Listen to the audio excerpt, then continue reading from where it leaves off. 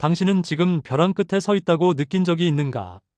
도무지 빠져나갈 구멍이 보이지 않고 주변의 모든 상황이 나를 조여오는 듯한 압박감. 숨조차 크게 쉬기 어려운 그 막막한 어둠 속에 혼자 남겨졌다고 생각한 적이 있는가? 우리는 살아가면서 수많은 거절과 실패를 마주한다. 통장의 잔고가 바닥을 보일 때, 믿었던 사람에게 배신을 당했을 때, 평생을 바쳐 쌓아올린 무언가가 한순간에 무너져 내릴 때, 우리는 본능적으로 자신이 가진 것을 세어본다. 그리고는 이내 절망한다. 나에게는 이제 아무것도 없구나. 이것밖에 남지 않았구나. 여기 가장 참혹한 절망의 순간에 없음이 아니라 있음을 바라본 한 남자가 있다. 모두가 끝났다고 말할 때, 모두가 포기해야 한다고 말할 때, 조용히 그러나 단단하게 자신의 긍정을 쏘아 올린 사람. 신에게는 아직 12척의 배가 남아있사옵니다. 우리는 이 문장을 너무나 잘 알고 있다. 교과서에서, 드라마에서, 영화에서 수없이 반복해서 들어왔기에 오히려 그 문장의 진짜 무게를 잊고 사는지도 모른다. 단순히 숫자를 세어보니 12개가 남았다는 보고가 아니다. 이것은 처절한 고백이자 피를 토하는 심정으로 써내려간 인간 의지의 선언이다. 잠시 그때의 시간으로 돌아가 보자. 1597년 조선의 바다는 이미 희망을 잃었다. 7천량 해전의 패배로 조선 수군은 사실상 괴멸되었다. 수백 척의 배가 불탔고 수만 명의 병사가 수장되었다. 이순신이라는 인간을 보자. 그는 당시 영웅이 아니었다. 그저 패배한 군대의 장수였으며 왕에게 버림받은 신하였다.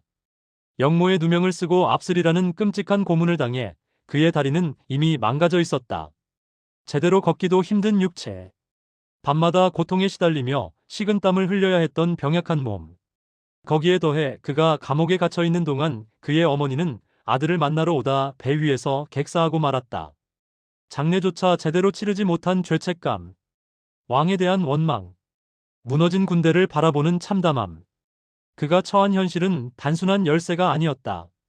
그것은 완벽한 지옥이었다.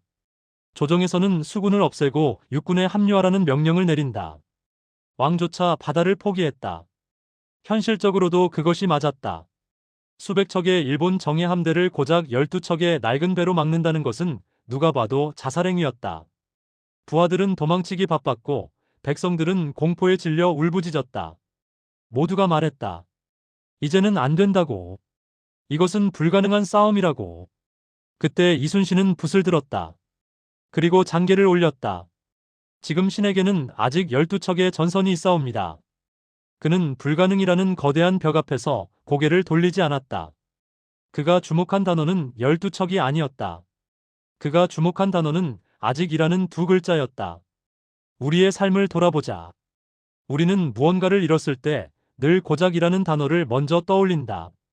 고작 이것밖에 안 남았어. 고작 이런 실력으로 뭘 하겠어. 고작 이 돈으로 어떻게 살아. 우리의 시선은 이미 사라져버린 것들에 꽂혀 있다. 잃어버린 수백 척의 배. 과거의 영광. 지나간 기회. 떠나간 사람들. 그것들과 비교하며 현재의 초라함을 견디지 못한다. 하지만 이순신은 달랐다. 그는 사라진 수백 척을 그리워하며 한탄하지 않았다. 그의 눈은 냉철하게 지금 자신의 손에 쥐어진 것을 응시했다. 남들이 보기에는 바다에 떠있는 나무 조각에 불과했을 그 12척의 배. 하지만 그는 그 안에서 가능성을 보았다. 죽으려 하면 살 것이요 살려 하면 죽을 것이다. 필사즉생 필생즉사. 이 비장한 각오는 단순히 용감함에서 나온 말이 아니다. 이것은 극한의 두려움을 마주한 인간이 그 두려움을 넘어서기 위해 스스로에게 거는 최면과도 같았다. 명량의 물살은 거칠었다. 울돌목의 회오리는 마치 우는 소리처럼 들렸다. 그날의 바다는 이순신의 마음과 같았을 것이다. 소용돌이치는 불안, 밀려오는 공포. 하지만 그는 도망치지 않았다. 그는 두려움을 용기로 바꿀 수만 있다면 이 전쟁을 승리로 이끌 수 있다고 믿었다. 그가 싸운 대상은 눈앞에 보이는 330척의 적선만이 아니었다. 그가 진짜 싸워야 했던 적은 자신의 내면에 있는 패배감, 그리고 병사들의 눈동자에 서려 있는 깊은 공포였다. 그 공포를 희망으로 바꾸는 일. 그것이 바로 아직 12척이 있다는 선언의 본질이었다. 현대를 살아가는 우리에게도 저마다의 명량해전이 있다. 도저히 이길 수 없을 것 같은 경쟁. 끝이 보이지 않는 취업난. 감당하기 힘든 빚. 무너진 건강. 세상은 우리에게 끊임없이 속삭인다. 너는 안 된다고. 이제 포기하라고.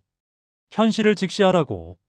하지만 현실을 직시한다는 것은 무엇을 의미하는가? 그것은 단지 상황이 나쁘다는 것을 인정하는 것에서 끝나는 것이 아니다. 진정한 현실 직시는 그 나쁜 상황 속에서도 내가 할 수 있는 일이 무엇인지 찾아내는 것이다.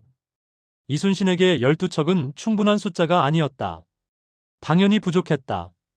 그러나 그는 부족함을 탓하며 주저앉는 대신 그 부족함을 전략으로 채웠다. 좁은 물길을 이용하고 빠른 조류를 활용하고 죽음을 각오한 정신력으로 그 틈새를 메웠다. 만약 그가 100척의 배를 달라고 떼를 썼다면, 만약 그가 지원이 없으면 싸우지 않겠다고 버텼다면 역사는 어떻게 되었을까? 아마 우리는 지금 전혀 다른 세상에 살고 있을지도 모른다. 그의 위대함은 완벽한 조건을 갖추었을 때 발휘된 것이 아니다.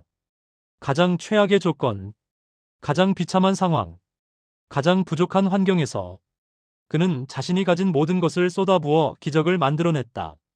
인생은 결코 우리에게 완벽한 조건을 선물하지 않는다. 언제나 무언가가 부족하다. 시간이 부족하거나, 능력이 부족하거나, 배경이 부족하다. 우리는 늘 결핍 속에서 살아간다. 하지만 역설적이게도 인간의 진정한 힘은 그 결핍을 마주하는 태도에서 나온다. 당신은 지금 무엇을 세고 있는가? 이미 떠나간 배들을 세고 있는가? 아니면 당신의 항구에 남아있는 아직 부서지지 않은 그 작은 배들을 세고 있는가? 어쩌면 당신에게 남은 것은 건강한 신체 하나일 수도 있다. 어쩌면 당신을 믿어주는 단 한 명의 친구일 수도 있다. 어쩌면 다시 시작해보고 싶다는 작은 열정 하나일 수도 있다. 남들의 눈에는 그것이 너무나 작고 초라해 보일지 모른다.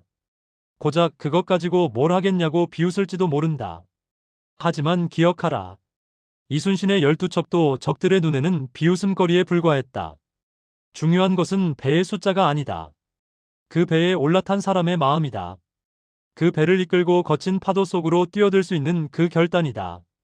아직이라는 말 속에는 엄청난 힘이 숨겨져 있다. 아직 끝나지 않았다. 아직 기회가 있다. 아직 나에게는 힘이 남아있다. 이 짧은 부사가 우리의 인생을 바꾼다. 오늘 밤 조용히 당신의 내면을 들여다보라. 소란스러운 세상의 소리를 끄고, 불안해하는 마음의 소리도 잠재우고, 냉정하게 당신에게 남아있는 것들을 확인해보라. 당신의 창고는 비어있을 수 있다. 당신의 배는 낡고 상처 입었을 수 있다. 하지만 당신이 포기하지 않는 한 그 배는 가라앉지 않는다. 이순신이 12척의 배로 나라를 구했다면 당신에게 남은 그 하나로 당신의 인생을 구하지 못할 이유가 없다. 두려움은 전염된다. 하지만 용기 또한 전염된다. 당신이 당신의 자리에서 아직 나에게는 가능성이 남아있다고 단단하게 말할 때 그 용기는 당신의 삶 전체로 퍼져나갈 것이다. 울돌목의 회오리 바람 소리가 들리는가? 그 차가운 바다 위에서 홀로 고뇌했던 장군의 뒷모습이 보이는가? 그는 신이 아니었다. 그 역시 두려움에 떨던 인간이었다. 하지만 그는 선택했다. 절망 대신 희망을, 포기 대신 도전을, 도망 대신 직면을 선택했다. 이제 당신의 차례다. 폭풍우가 몰아치는 당신의 바다 위에서 당신은 어떤 선택을 내릴 것인가? 수많은 핑계를 뒤로하고 당신이 쥐고 있는 그 작지만 단단한 가능성을 믿을 수 있는가? 거대한 파도 앞에서도 노를 젓는 손을 멈추지 않을 수 있는가?